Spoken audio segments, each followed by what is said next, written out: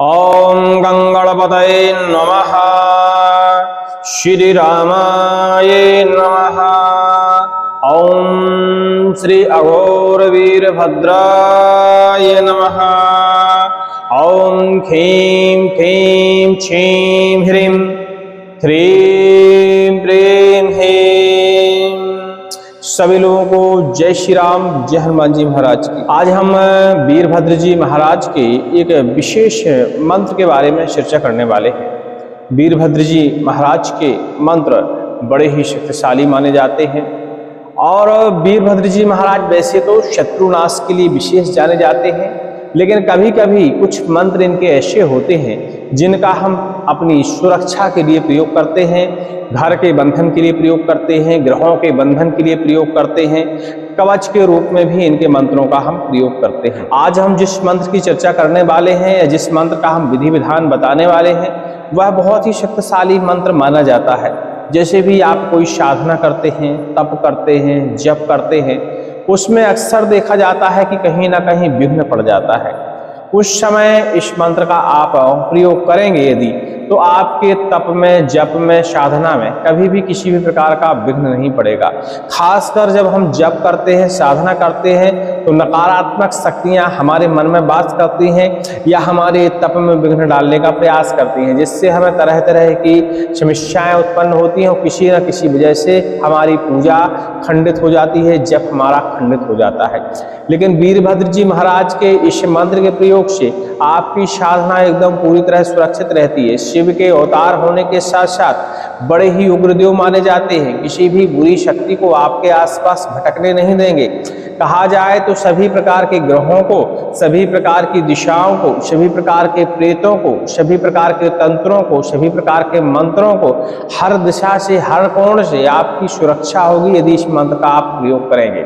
ये तो हो गया साधना संबंधित विषय, लेकिन आप इस मंत्र का अपनी सुरक्षा में भी प्रयोग कर सकते हैं। अपनी सुरक्षा में जैसे आपको घर की सुरक्षा करना है, शरीर की सुरक्षा करना है, कोई रोगी व्यक्ति है उसके ऊपर तंत्र बाधाओं का प्रकोप है, प्रेत बाधाओं का प्रकोप है, तो उसकी शरीर की आप कवच की तरह इस मंत्र से सुरक्षा कर सकते हैं। छोटा सा प्रयोग है, सिर्फ आपको मंत्र का पाठन करना है, थोड़ा सा ही आपको जप करना है, ज्यादा जप नहीं करना। वीरभद्र जी महाराज के मंत्रों की जप संख्या बहुत कम ही होती है क्योंकि बड़े जल्दी ही प्रकट हो जाते हैं। और कहा जाता है कि वीरभद्र जी महाराज की सीधे सीधे पूजा नहीं करनी चाहिए, कभी भी इनकी डायरेक्ट पूजा नहीं करनी चाहिए, हमेशा ध्यान शिव का करना चाहिए और मंत्र वीरभद्र जी के पढ़ना चाहिए। ऐसा करने से वीरभद्र जी हमेशा शांति स्वरूप में ही आपके आसपास भटकते हैं और आपकी सुरक्षा करते हैं।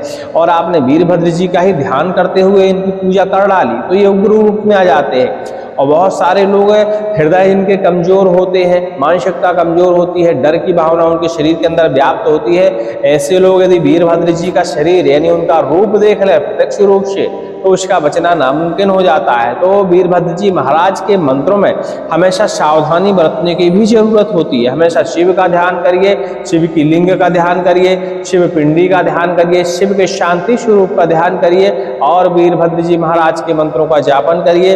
आपको एक अलग सी ऊर्जा मिलेगी जो आपकी सुरक्षा करेगी। वीरभद्र जी महाराज का यह मंत्र आप किसी भी तरह प्रयोग करें, आपकी सुरक्षा होना निश्चित ही हो जाता है। चलिए इस मंत्र का हम आपको विधि विधान बताते हैं। वैसे वीरभद्र जी का मंगलवार विशेष दिन माना जाता है। किसी भी मंगलवार के दिन इनके मंत्र का आप जापन कर सकते हैं। मंगलवार को यदि अमावस्या पड़ जाती है तो बहुत अच्छी बात है, मंगलवार या अमावस्या के दिन इनका जाप करें तो मंत्र में अति शक्ति मिल जाती है। लेकिन मंगलवार के दिन यदि पुष्य योग पड़ जाता है, सर्वार्थ सिद्धि योग पड़ जाता है तो अति उत्तम माना जाता है। मतलब कहीं ना कहीं मंगलवार का ही इसमें महत्व माना जाता है इस मंत्र के साथ। लेकिन यदि आपको नवरात्रि मिलती हैं तो उसमें मंगल विशेष नहीं है, किसी भी दिन इस मंत्र का आप जापन कर सकते हैं। शिवरात्रि में कि कोई भी दिन मिले उस दिन आप इस मंत्र का जापन कर सकते हैं। होली की रात में कोई भी दिन रहे उस दिन इस मंत्र का जापन कर सकते हैं। दीपावली की रात कोई भी दिन हो उससे फर्क नहीं पड़ता, आप इस मंत्र का जापन कर सकते हैं। कई लोग सोचते हैं कि मंत्र तो असाधारण लग रहा है, इसकी शक्ति कैसी होगी। मंत्र के बारे में हम आपको बता दें, मंत्र हमेशा श्रद्धा और विश्वास के साथ चलते हैं। यदि ये मंत्रों के प्रति आपकी श्रद्धा है, तभी यह मंत्र कार्य करेंगे। चाहे इसे आप मानसिक मान लें, चाहे इसे वैज्ञानिक मान लें, क्योंकि अक्सर हमारे मन में जो भाव पैदा होता है उसी भाव के हिसाब से मंत्र कार्य करना शुरू करते हैं। कई लोग सोचते हैं कि हम मंत्र श्रवण कर रहे हैं लगातार, हमको मंत्र सर नहीं कर रहा।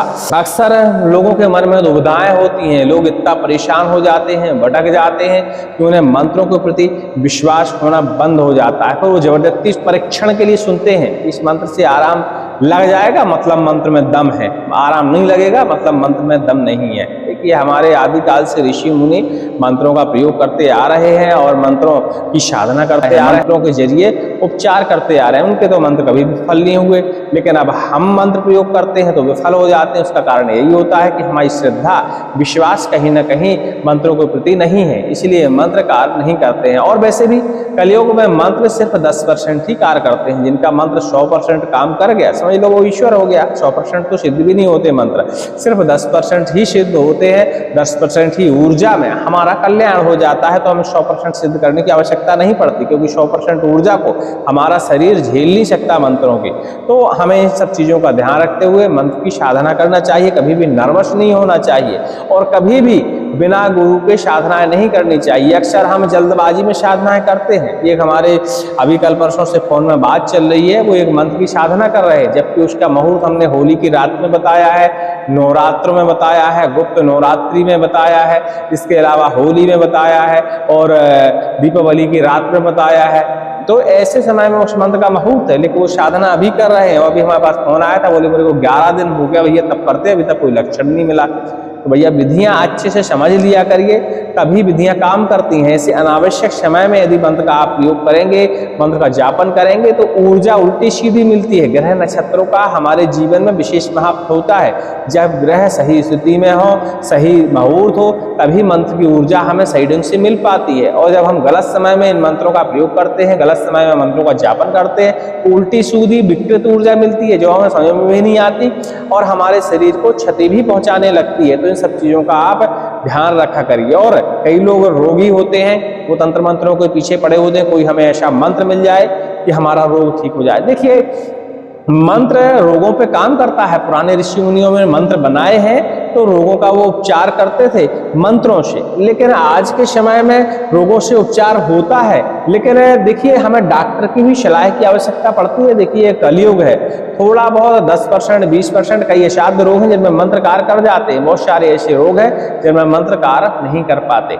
उसका कारण है कि हम सही विधि विधान नहीं कर पाते और कुछ ना कुछ हमसे त्रुटियां हो जाती हैं। पुराना जमाना गया, लोग हजारों वर्ष तक तपस्या करते थे क्योंकि उनकी उम्र हुआ करती थी उस टाइप की, तब उनको जाके मंत्रों में सिद्धि होती है। आप सोचते हैं कि एक रात में बस हमने मंत्र का जाप कर लिया, 10-11 दिन पढ़ लिया और हमारा काम हो जाए। तो देखिए ऐसा नहीं है। आज के युग में भी भैया लंबी तपस्या करते हैं तब जाकर उनको थोड़ा बहुत फल मिलता है, जिसका वो परोपकार में प्रयोग करते हैं। तो आप भी इन सब चीजों पर विचार किया करिए। यदि थोड़ी सी भक्ति में भगवान प्रसन्न हो जाए तो हर व्यक्ति फिर साधक बन जाए, हर व्यक्ति फिर तांत्रिक बन जाए, हर व्यक्ति मंत्रों का प्रयोग करने लगे। तो ऐसी गलतियां नहीं किया करिए जिससे क्षति पहुंचे।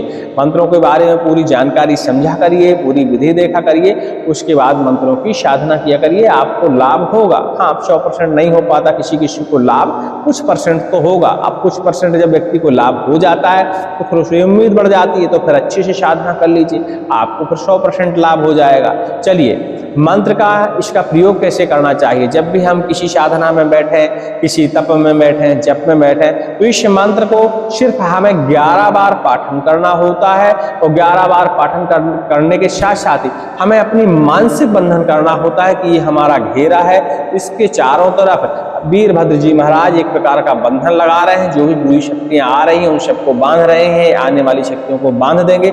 सिर्फ मानसिक बंधन लगाना है, इसमें कोई अलग से आपको उपाय नहीं करना है, सिर्फ मानसिक बंधन लगाना है। आपका बंधन एकदम तगड़ा हो जाएगा, कोई भी बुरी शक्ति उस बंधन के अंदर प्रवेश नहीं कर सकती। इसी तरह आप अपने घर का भी बंधन कर सकते हैं, लेकिन बंधन करने से पहले अक्सर किसी उग्र मंत्र से, कि प्रभावशील मंत्र से अपने घर में जल का छिड़काव करें।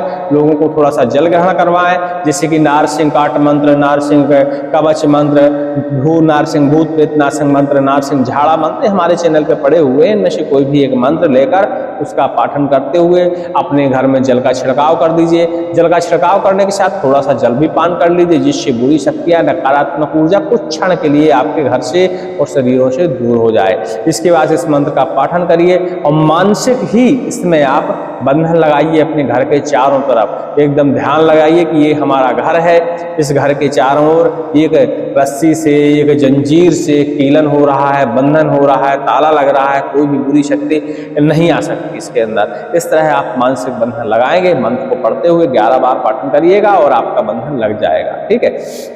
इस मंत्र को मंगलवार के दिन वीरभद्र जी का ध्यान करते हुए आप प्रणाम करेंगे। इसके बाद शिव का ध्यान करते हुए इस मंत्र का आप जापन करेंगे और जापन मात्र 108 बार ही इस मंत्र का करना है और थोड़ा सा आप हवन कर देंगे, जैसे 11 बार, 21 बार, 51 बार। बस यह मंत्र आपका सक्रिय हो जाएगा। इस मंत्र से फिर कभी भी आप कहीं भी बंधन लगा सकते हैं और पूर्णतया सुरक्षा का एहसास करेंगे। मंत्र ध्यान से सुन लीजिए।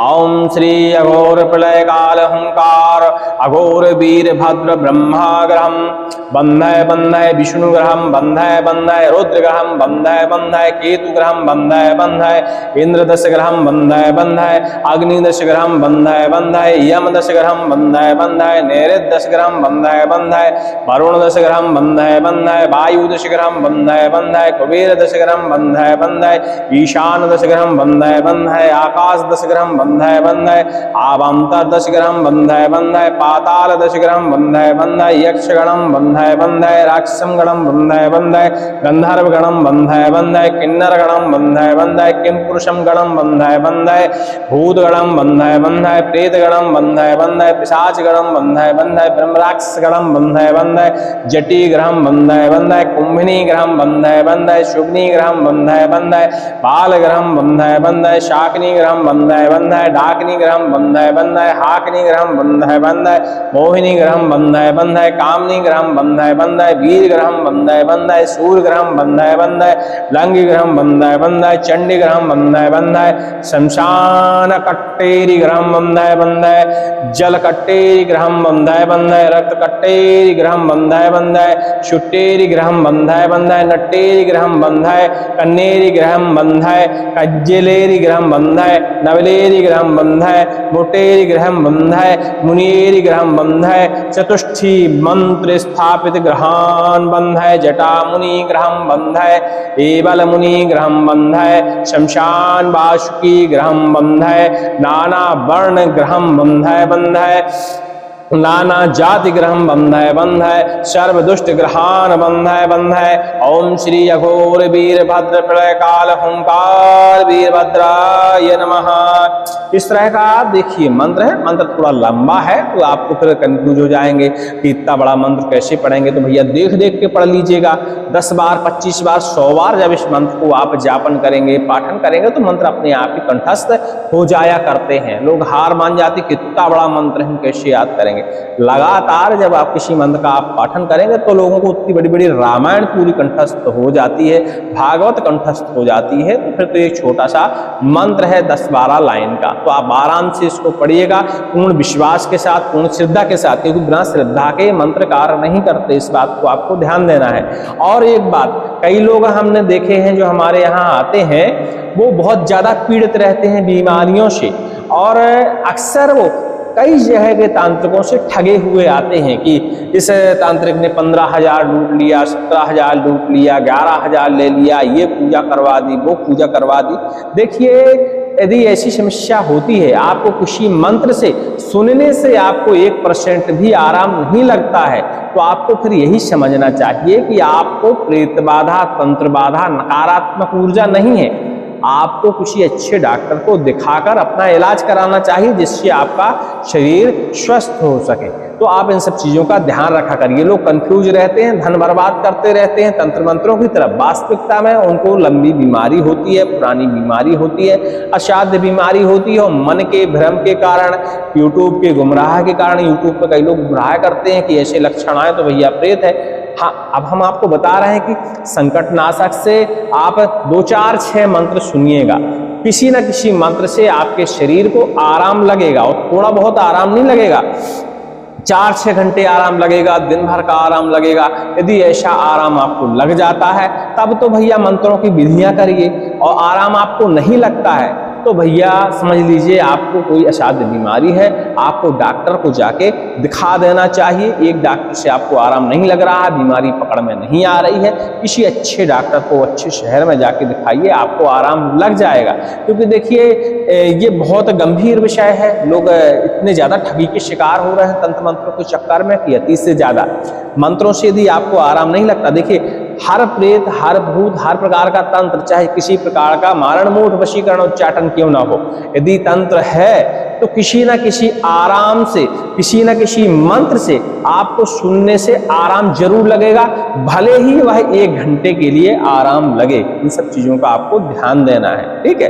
यदि आपको आराम लगता है तभी आप मंत्रों तंत्रों के पीछे समय बर्बाद करिएगा, धन बर्बाद करिएगा, अच्छा व्यक्ति खोजिएगा, तब जाके आपका इलाज हो जाएगा। और नहीं आराम लगता है तो बाकायदा डॉक्टर के यहाँ जाइएगा। क्योंकि देखिए मंत्र तंत्र 100 में से 50% लोगों के पास होता है। आप देखिए यहाँ तो छोड़िए, इंडिया है, इंडिया में तंत्र मंत्रों का प्रचलन है। विदेश में बहुत ऐसे शहर हैं जो सिर्फ डॉक्टरों पर निर्भर है, कभी भी वो भूत प्रेत के चक्कर में नहीं पड़ते। तो क्या वो जिंदा नहीं है? व्यक्ति जिंदा है, उनका इलाज होता है, सारी चीजें संभव है। तो आप इन सब चीजों का ध्यान देते हुए डॉक्टरों के पास भी जाया करिए। चलिए सभी को जय श्री राम, जय हनुमान जी महाराज की। देखिए श्रद्धा विषय अलग है, बीमारी विषय अलग है।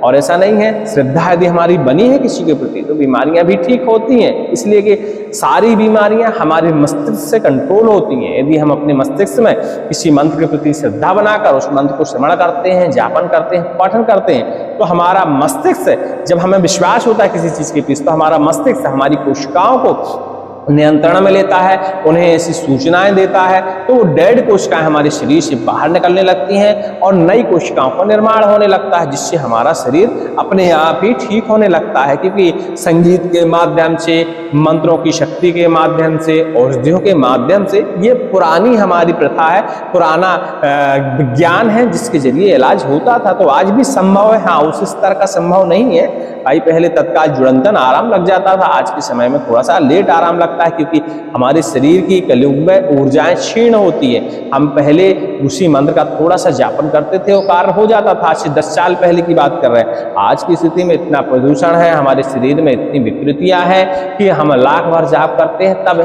2% हमको मंत्र की ऊर्जा मिलती है और हमें फिर आराम लगता है। लेकिन 2% ऊर्जा बहुत हो जाती है। चलिए सभी को जय श्री राम, जय हनुमान जी महाराज।